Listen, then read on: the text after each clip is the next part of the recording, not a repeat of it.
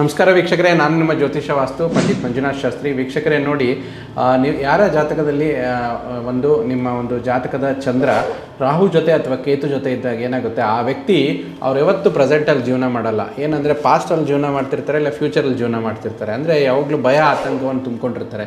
So ಚಂದ್ರ ಸ್ಥಿತವಾಗಿರುವಂಥದ್ದು ರಾಹು ಕೇತು ಜೊತೆ, ಮತ್ತು ಚಂದ್ರ ರಾಹು ಕೇತು ನಕ್ಷತ್ರದಲ್ಲಿ ಇರಬಾರ್ದು. ಈ ರೀತಿ ಎಫೆಕ್ಟ್ಸ್ ಜಾಸ್ತಿ ಕೊಡುತ್ತೆ.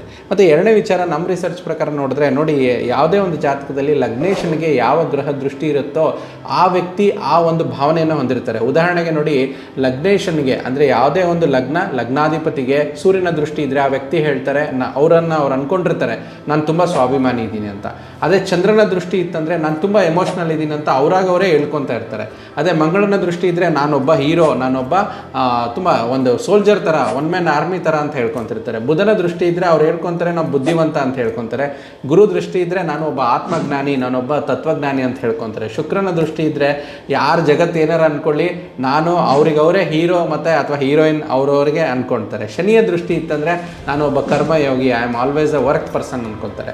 ರಾಹುವಿನ ದೃಷ್ಟಿ ಇತ್ತಂದರೆ ಏನಾಗುತ್ತೆ, ಅವ್ರದವರೇ ಸಂಶಯ ಪಟ್ಕೊತಿರ್ತಾರೆ.